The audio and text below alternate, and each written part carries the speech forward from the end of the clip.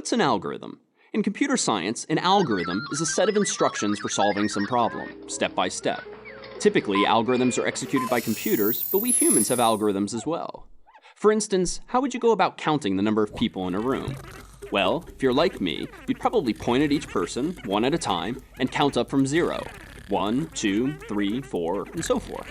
Well, that's an algorithm. In fact, let's try to express it a bit more formally in pseudocode, English-like syntax that resembles a programming language. Let n equal 0. For each person in room, set n equal to n plus 1.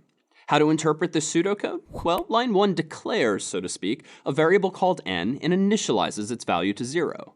This just means that at the beginning of our algorithm, the thing with which we're counting has a value of 0. After all, before we start counting, we haven't counted anything yet. Calling this variable n is just a convention.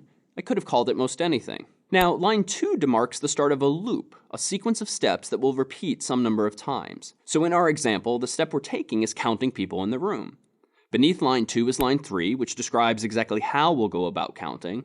The indentation implies that it's line 3 that will repeat. So what the pseudocode is saying is that after starting at 0, for each person in the room, we'll increase n by 1. Now, is this algorithm correct? Well, let's bang on it a bit. Does it work if there are 2 people in the room? Let's see. In line 1, we initialize n to 0. For each of these 2 people, we then increment n by 1. So on the first trip through the loop, we update n from 0 to 1. On the second trip through that same loop, we update n from 1 to 2. And so, by this algorithm's end, n is 2, which indeed matches the number of people in the room. So far, so good. How about a corner case, though? Suppose that there are 0 people in the room, besides me, who's doing the counting. In line 1, we again initialize n to 0.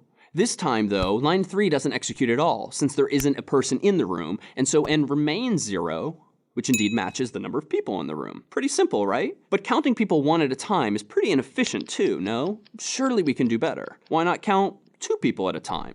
Instead of counting 1, 2, 3, 4, 5, 6, 7, 8, and so forth, why not count 2, 4, 6, 8, and so on? It even sounds faster, and it surely is. Let's express this optimization in pseudocode. Let n equal 0. For each pair of people in room, set n equal to n plus 2. Pretty simple change, right? Rather than count people one at a time, we instead count them 2 at a time. This algorithm does twice as fast as the last. But is it correct? Let's see. Does it work if there are 2 people in the room? In line 1, we initialize n to 0. For that one pair of people, we then increment n by 2. And so by this algorithm's end, n is 2, which indeed matches the number of people in the room. Suppose next that there are 0 people in the room. In line 1, we initialize n to 0. As before, line 3 doesn't execute at all, since there aren't any pairs of people in the room. And so n remains 0, which indeed matches the number of people in the room. But what if there are 3 people in the room? How does this algorithm fare? Let's see. In line 1, we initialize n to 0. For a pair of those people, we then increment n by 2. But then what?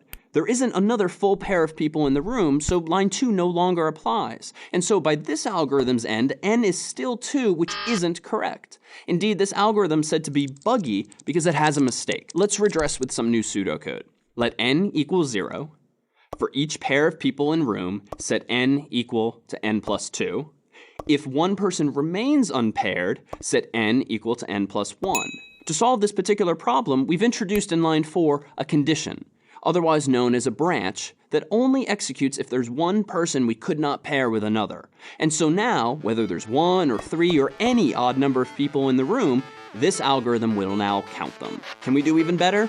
Well, we could count in 3s or 4s or even 5s and 10s, but beyond that it's going to get a little bit difficult to point. At the end of the day, whether executed by computers or humans, algorithms are just a set of instructions with which to solve problems. These were just 3. What problem would you solve with an algorithm?